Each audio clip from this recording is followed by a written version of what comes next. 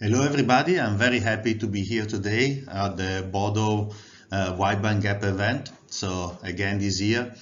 And today I will talk about how to bring GaN power devices into mainstream application. I'm Dennis and I'm responsible for the Innoscience in Europe. I think that today we all know that GaN is very strongly present in the fast charger, in the power supply.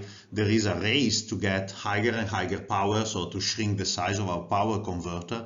And normally what you see that is the high voltage GaN device they use in this type of converters.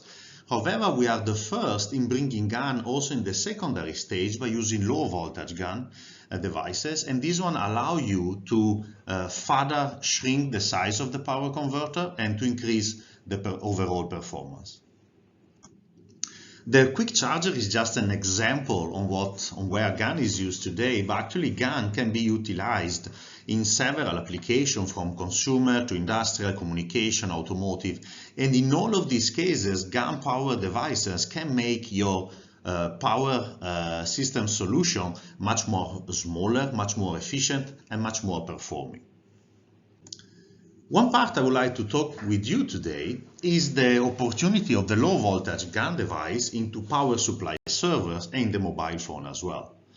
So if we look at the power supply server, you can see that actually in the primary stage, normally you use high voltage device. Here we make a calculation of 8 power devices in that case. However, the opportunity of using low voltage power devices in the power supply server for servers is even larger.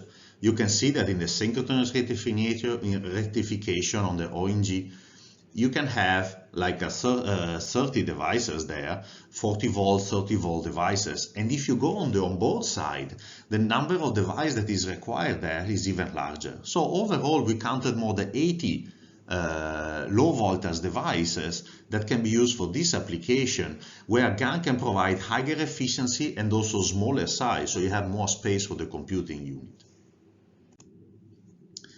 If we look in the power supply in the power supply for computing mobile phone or tablet, here is depicted how normally the system inside this device works. Normally you have from the USB Type-C or different type of different standard, it goes into the overvoltage protection circuit. Afterwards you have a buck boost converter that works together with that is in contact with the battery, and then you bring it down to the VCore where basically it interfaces directly with the CPU or GPU. The requirement of each of these stage, what is the driver for the electronic that is inside each of these stages, is very similar. First of all, footprint. That is super important when you talk about tablet or mobile phone. Every millimeter that you save inside these devices is space that you can use for other functionalities. If you look at the first stage, you also need to require lower on resistance, lower self-heating, so you don't want your device heat up. The same is true also for the buck boost. You want to have smaller footprint, higher efficiency at high frequency, so you can shrink the device, and again less self-heating. And this is also the same in the core side. How can you address this need with GaN technology? One thing is to introduce a bi-directional GaN device that replaces two back-to-back MOSFET, as I will show you later. And in this way you can reduce significantly the footprint of your solution. Or you can go to you can move from the USB 3.0 to the 3.1 by cranking up the voltage, and that is where GaN power can have an advantage with respect to silicon. In the later stage, the trick that you can use there is to dramatically increase the frequency, like from 1 MHz to the 3+ MHz that is possible with GaN, without of course having a penalty in the efficiency of the solution. So today, the power supply market is a great business for low voltage GaN. And today we believe this was not properly tackled, let's say. And the key enabler for the GaN power device to replace silicon MOS in the low voltage is that it needs to have performance, needs to be optimized, especially in the low voltage side. The competition with silicon is very tough, and you need to leverage the intrinsic property of GaN, such as high frequency possibility, such as absence of the body diode and the low and the reverse recovery current, that allow you to increase the efficiency at high frequency. You need also to be able to reduce the leakage characteristic of the GaN-power device to a level that is acceptable by the application. Keep in mind that GaN is not a MOS, so you don't have a beautiful oxide that limits the leakage characteristic. So you need to work on your device architecture, on your epi, to be able to reduce the leakage. And also you need to bring innovative concepts that allow you to go beyond what is possible with silicon. Once you have done that, you need to make sure that you have a cost-effective manufacturing. So you provide a device that is at the right price point to enter this application, and you need to be able to have very large volume capacity and a fast ramp-up support. So if you need to release a phone every 6 months, you need to be able that your factory is able to ramp up very quickly and sustain this pace. And of course, last but not least, you must have high yield and low ppm, and also very high reliability for entering this application. So we can put these different aspects in different buckets. One side is the technology and device design ownership, that you need to control it from the very low level discrete. You need to be able to have a strong manufacturing control. And of course, the high yield and low ppm, it falls in the bucket of all of the above. So why GaN did not penetrate yet like the mobile phone application, inside the mobile phone application yet? We believe it also has to do with the GaN-power device maker. So if you look at the landscape today, you can identify fabless and startup that they are great in fully focusing on GaN. They don't have the legacy of silicon product.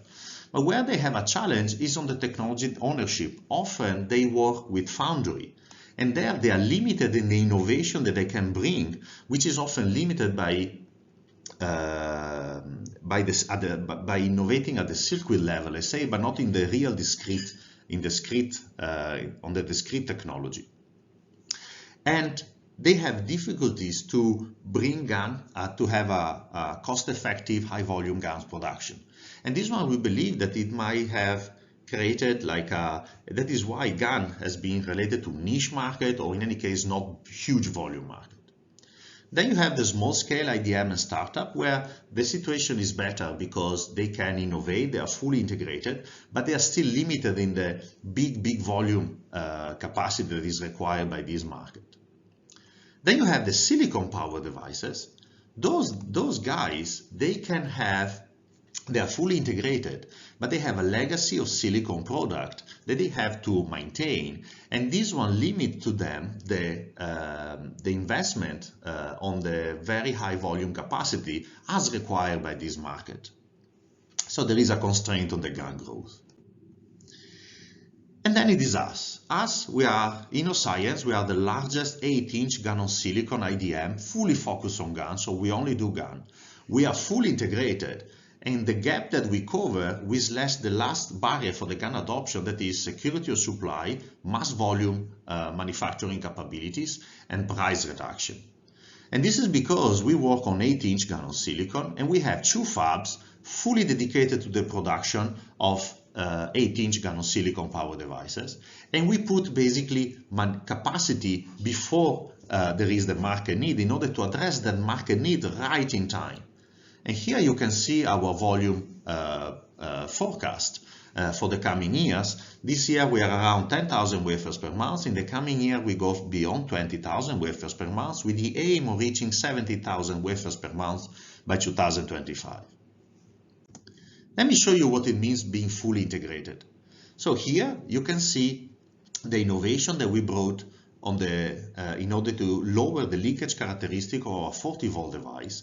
Keep in mind that the E-mode GaN-power device, they are not a MOSFET structure, so you can depict the gate architecture as a true back-to-back diode.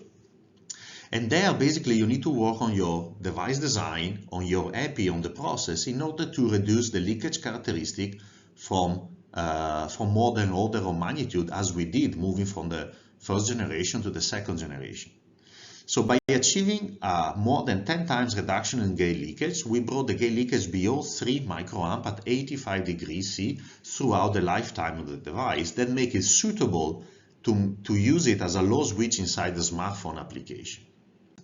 Indeed, we are very proud to have launched that we are the first one putting GaN inside the phone together with Oppo by using our bi-directional GaN, and this is the first GaN that goes inside the phone. Let me show you a little bit more what it does. So basically, with the bi-directional GaN, we are able to replace two back-to-back silicon MOSFET with one bi-directional GaN that basically does the same function. So inside the circuit of your phone, you can replace the two NMOS with one bidirectional GaN. And this one results in a solution that is at least 50% smaller and more efficient than what you can get with a standard silicon. As I mentioned before, entering inside the mobile phone means also very fast ramp-up time, assure quality from day one, and offer mass manufacturing capabilities. Of course, it goes hand in hand with the quality of the device that you provide. So we qualify this device by using JEDEC standard, but we go also beyond that. Here you can see an accelerated lifetime extrapolation. We have accelerated the device by stressing in a forward gate voltage. Basically, we need to bring the device toward 8 volt to see failure. And what we realize is that we have a 10 ppm failure. For a 10 ppm failure, we have more than 20 years lifetime at the 5 volt, which is the maximum drive voltage of this device. Actually, it's not the maximum, it's what is normally used today in the standard driver. We also accelerate on the drain side in off state, and in that case, you see we need to go toward beyond 70 volt to be able to start seeing failure. And in that case, we can guarantee the maximum operating voltage of 32 volt at 125 degrees. We have more than 10,000 years for a 10 ppm failure. So the margin is very large for these devices. So to bring you in the conclusion, the GaN market today is booming in the quick charger market, smaller and more efficient, of course. But GaN is also penetrating, is already there in many more applications, consumer, industrial, data center. We believe that the power supply for server and the mobile phone application are very big opportunity for the low voltage GaN devices. And to serve this market, you need to have 100% focused IDM that can serve this market, that can ramp up quickly and assure quality. And this is what we do at Innoscience with our two 8-inch GaN on silicon fab fully dedicated to production of GaN. I also show you that the 40 volt bi-GaN is the first GaN inside the mobile phone, and it provides inside the overvoltage, it makes the overvoltage protection 50% smaller and more efficient than what you can obtain with the standard true back-to-back silicon MOSFET. Thank you for your attention.